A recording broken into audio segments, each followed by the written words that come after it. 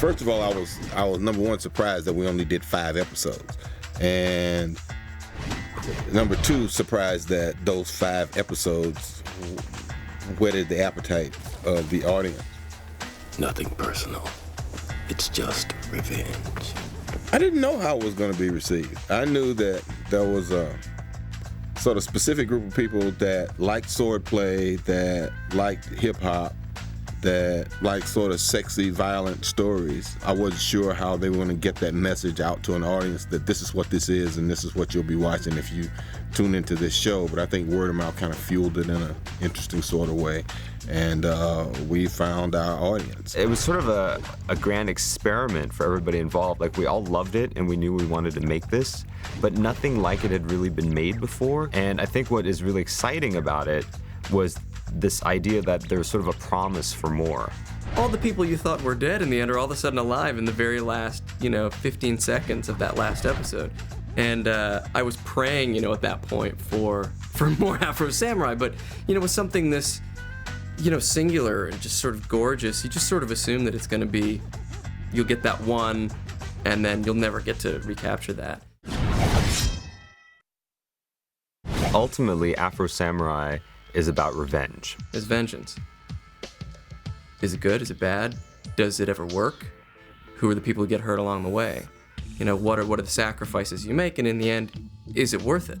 I think Afro also taps into all these other very primal emotions about people, father and sons, and people needing to connect with each other, sort of that idea of family and how families are torn apart. All these characters spend sort of their entire lives trying to avenge that or heal that through violence, which is usually not the best way to do it, so it all ends tragically. The idea is the emotional trajectory of the characters and the different layers that they have, which make them interesting. So the theme behind it is never so clear and never so black and white. There's a number 1 headband, there's a number 2 headband. The number 1 headband gives you some kind of ultimate power, but you can't get to the number 1 headband except by wearing the number 2 headband. And that simple concept is amazingly powerful. It's very simple to explain, but very, very complex in terms of the story that it tells. Some shows may be crippled by it just being just about one thing and it's totally, flat. I think Afro Samurai, having that one sort of unifying theme gives it tremendous focus and an ability to explore it in, 100 different ways. And that just simple story is again something which I think really appeals to such a wide audience. It's very simple to understand and very complex to explore. It's not the same sort of thing that, that you would get from, watching like 6 Feet Under on TV or something. It's not like close interpersonal drama. It sort of has this sort of sweep of like Shakespeare. Like all the characters have big emotions, they have big actions. When they screw with each other, they really screw with each other and kill each other. It's all because of you! I don't want people to think that they're tuning in for some soul enlightening experience, because we're actually trying to appeal to your prurient interest. I mean, we want you excited by this black dude that's in this post-apocalyptic world who, has a specific code of honor, but we want you to be visually stimulated by the things you see. I think it actually owes a lot to sort of the exploitation films of the 70s, which has sort of a very pulpy funness to it. They tend to be very violent and action-oriented, which is what Afro is. And they do tap into those primal emotions. We want you to be viscerally stimulated by the sexiness of the female characters in it. We want you to be cringing at the kind of violence that you see that, is the kind of violence that you can't turn away from. And we're not trying to change the world with this. We're trying to entertain it.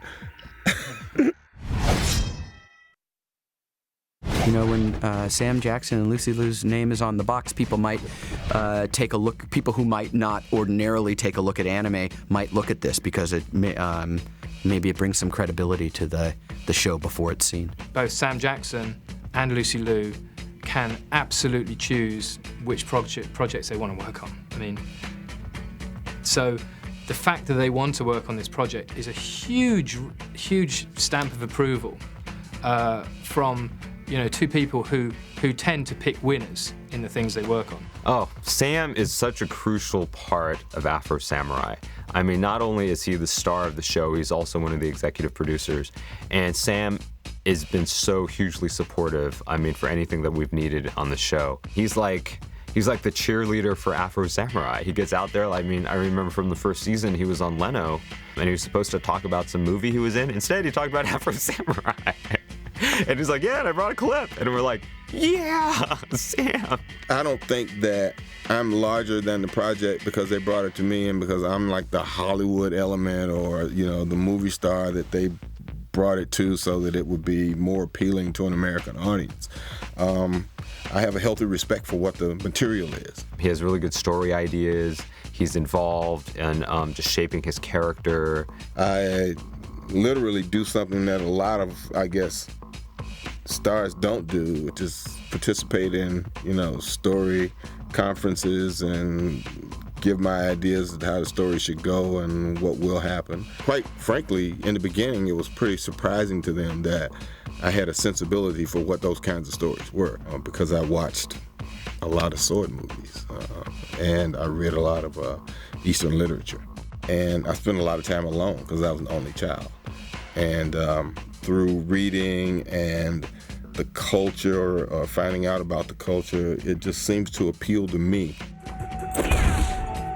Once we got on that mutual respect page of them seeing that I know what I'm talking about and what I want to do and what their world is and what they want from me in terms of adding my Western sensibility and my hip-hop sensibility to what they have, then it's not a difficult collaboration whatsoever. Now it's your turn. I know the one thing you care about, and when I bring him back from the dead, I'm gonna toy with him. Torture him. Well, Lucy Liu was sort of the original actor that we always wanted for CO, and we ultimately felt like, we owed it to ourselves and our project to approach her, not ever dreaming that she would say yes. I got the call out of the blue, and I was out of the country at the time, and they'd sent over their, all of their stuff and like a letter, and I looked at the project, and it looked amazing. The animation and the time and effort they put into it. It turns out that she was a big fan of Afro Samurai. Who knew? She's also a big fan of anime. Who knew? She got really acquainted with it during Kill Bill because apparently Quentin Tarantino sat her down and just basically educated her on like all this anime stuff. That was kind of the idea of Kill Bill, was supposed to be almost a live action of what an anime would have been, with the color of the blood and the colors that they used just popping out. She said yes really quickly. Like, we approached her like on a Friday, and I think on that Monday we heard back, she's like, sure, great, I'll come in on Wednesday and do it. And we started recording right away, and it just went so well. It was really easy. It very much reminded me of Quentin, and I think that this is something that he would definitely have in his collection. It's very weird to get a response that quickly from somebody who's as accomplished as Lucy Liu. You don't want to sort of go around doing everything that, for voiceovers. You just want to work with people that you think that put their time and energy into what they believe in and what they love. I want his suffering to be long and slow. His death is not my goal, only the final exclamation point. Don't you know me by now? It's weird because in the beginning of my career, all I played was immigrants, and I didn't speak English at all, or if I did, it was broken English. And now I have a push-up bra on all the time. So it's even in animation. I don't even know how that's done. So it is fun because you get to do some things in your life that you don't normally get. It's kind of a fantasy. It's not as loose as when you go in and do live action. You have to kind of match what they want, or you kind of have to embody that character or breathe life into that character, which they have taken so much time to animate. And I guess if you don't, then they probably could find someone else to fill that in. I think once you've started shooting in live action, they've got you on film, so it's kind of hard to reshoot everything. So I'm much more replaceable in animation.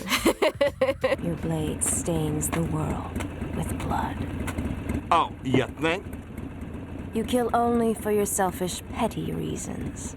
I am such a total nerd, and I'm just attracted to nerds, so I have to be a part of it. And I don't know, there's something, and nerd doesn't mean like somebody who's walking around with, you know, I don't know, like looks like Poindexter, although that's the case too a lot of times, but it's more like nerd means like the mentality and the heart of like commitment to something and to something that is kind of out there that maybe not everyone else gets. I guess this is my first time being a part of something that's truly Comic-Con worthy in that sense, like where it's hardcore. Like I would say if the fans were not happy with this, I would be completely humiliated. That would be the end. I would probably call it a night on the animation thing part of that, because that's really the audience that I respect. Long time no see, Afro Samurai. Where else in my life ever am I ever gonna get to kick Sam Jackson's ass? Seriously. Like that's it. Like that would ever happen in real life, or it would ever happen in any other show or movie or anything? No, it's my one chance.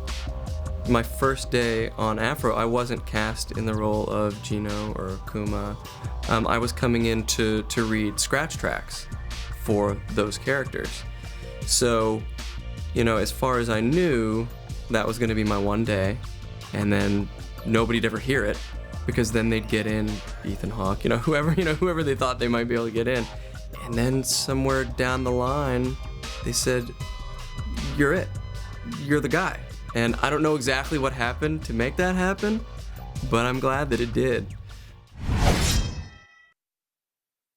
Most time when we're working on an anime, the show is recorded in Japanese first. What you see on the screen, as far as the acting of the animation goes, it's the actor's job, the voice actor's job to match that in their performance. I've often got a lot of comments as to, well, how do you feel you compare to the Japanese version of this? And I'm like, there is no, I mean, maybe there is now, I don't know. But, a lot of people are like, oh, well, you're just dubbing it. I'm like, no, we did it in English this time for once. I think the uniqueness in Afro is that we did record the tracks before animation, allowing us to really play with the dialogue itself.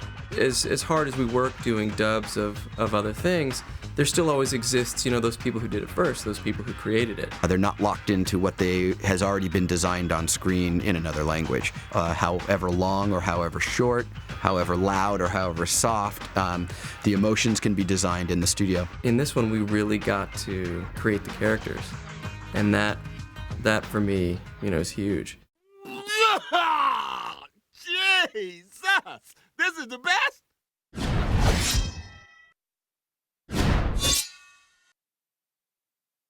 The world goes on, I mean, there are lots of people that want to be number one. Even though he has gotten revenge for his father, he refuses to be number one. So he's sort of like 1 and 2. So it's a real kind of ongoing and interesting kind of saga that he's, or path that he's put himself on. I mean, I think it's hard when you have a main character and you develop, you put so much time and you've developed so much about him for the audience, for the audience to suddenly not have that character anymore, It's poignant to have a character like the character that I play come in and maybe be a part of that world for a minute and then go. But really, the story is about Afro. Dude is kind of silent and strong. He's a strong, silent type, as Ninja said. He's got a definite attitude. He is deadly and skillful, and he's sexy. He got a lot of things going for him. Cool. Ninja is an interesting sort of alter ego in that he serves a purpose, and once his purpose is served, he kind of, goes away. Sometimes he pretends to die, and sometimes he just disappears. But no, there was never a question about whether he would be there to go on this, path with Afro. Afro needs that voice. You gonna let him talk all that trash? Slice and dice him, Afro! Ninja is a really popular character, so we really had to find a way to bring him back into the story. What was really hard about that is essentially he's sort of like Afro's alter ego. He's his inner voice. I wouldn't say that he's schizophrenic exactly, but it's sort of he's a character born out of trauma.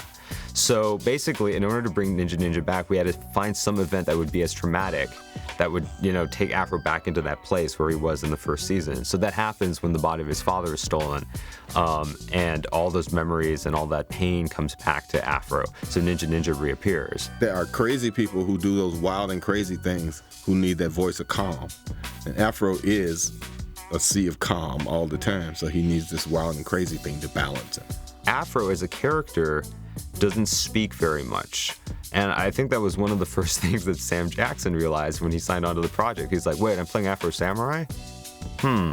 That gives me like 2 lines in the entire series. And so he also wanted to play Ninja. And at first we were like, well, that sounds like a good idea, I think. I've never seen Sam ever play a character like that, which might be why he was drawn to that character. And he has now, created this very beloved character sort of in the Afro Samurai, franchise or mythology, if you will. That character really was something which Sam built up. The character was already there, but Sam was the one who really breathed life into that character. Okay, now, here's the plan. You, do something, and I'm gonna get a lap dance and meet you in 5 minutes. Well, I guess when you have a character like Afro and you have an alter ego for him, he's in a specific kind of world where people talk a specific kind of way. Woo, hold up, don't make that 10. I don't know that there are a lot of people in Tokyo that speak that way or think that way, so when I get the script, I guess it's kind of up to me to kind of make Ninja's hip-hop references honest and real and sort of popping in the script. Even in that cold-ass rain, she had me hot to trot. Which, still may not be right, because, I am kind of older than your average hip-hop kid. But I kind of make it, my own and have some fun with it. All right! Now that's what I'm talking about! Seo is this very strong, conniving, clever, intelligent woman who can definitely take care of herself. And she also knows how to really hurt people. She's not just a standard straight-ahead villain. And she ultimately is a character who's very damaged and in some weird way sort of suffered the same sort of emotional trauma that Afro suffered when he was a boy. I would almost say that she's probably the most complex character in the movie. It's hard to say for me to ever say, I'm playing the villain. I'm like, twirling the mustache, the dastardly mustache. I don't think that's ever the case, because I always see, and everyone says, oh, you play the bad guy so well. It's like, I didn't recognize that character as a bad guy. Seo is somebody who, even though you probably wouldn't see it from right off the bat, she's actually a very compassionate person. The desire she has to destroy Afro is something that is from the heart. And I think they kind of wanted that. They wanted her to have some sort of emotional foundation in order to draw the audience in, not just have her, be diabolical. Mad? That's a strange word coming from the very image of madness. She realizes she's been misguided by her obsession with trying to seek revenge for Jinno. I think maybe originally she started out with a very clear intention and a very pure intention, and she realizes in the end that it became about her, not her brother. I love you. My Jinno. I think the last session that I had here, we did a run of the whole end of the scene, like the finale. And I was really surprised how emotionally wrapped up I became in the role. And at the end, I was, really in tears, because it's such an aggressive character, and yet, anchoring her is this emotional tie to what she's doing. When you even get confused when you're doing something, that means that your imagination is completely taken over and you are in that space no matter where you are. And I think that is because of the director and the people behind the scenes and how they kind of bring you into their world. And that to me proved that what they have was so powerful. You know what? Kuma, I think, is one of the most popular characters in the series.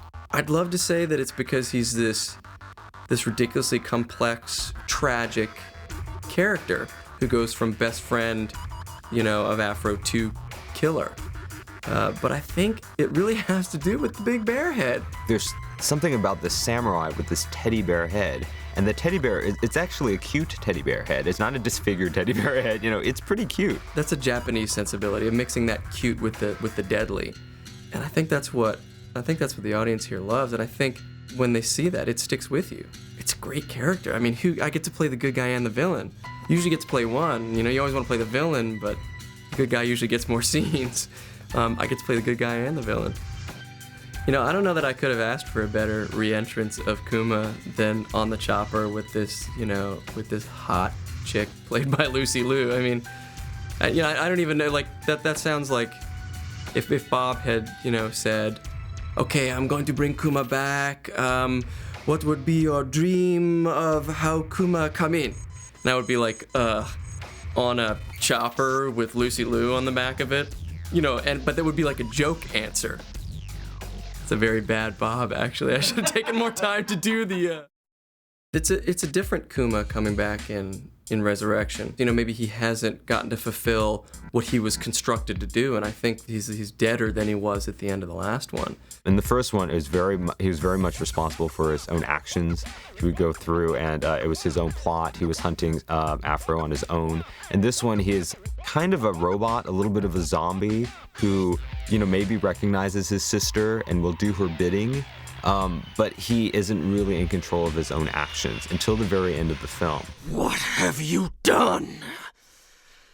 What have you done to Afro? It's sort of a perfect ending for a tragic, the tragic figure that Kuma Jinno is. He gets to, after all this time now, having been rewired to go and kill Afro, he originally was the protector, of Afro. And he gets to come back to that again. And so it seemed very important to us at the end, when Afro is basically on death's door, that his friend could recognize that and snap out of it, and that at the end of the day, those bonds between people are what's ultimately the most important. Afro! He gets some of his soul back, just in time to die. Of course, dying on this series doesn't mean anything. He could just as easily be back for the next one. He is sort of the physical embodiment, the constant reminder of what the repercussions of Afro's decision to seek vengeance and to follow that path.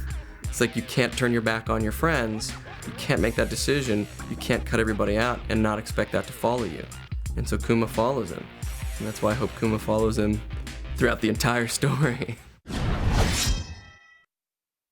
I don't know, I think that Afro Samurai isn't a one-time experiment. I think as the world becomes more global in our media, I think more and more different cultures will start influencing each other, and especially in the stories that we tell, and maybe in the way that we make stories. Well, I hope a lot of shows like this would follow. It brings the unique style and expertise of the Japanese animators, and with a little leaning towards some of the Western culture into the production as well. It's something which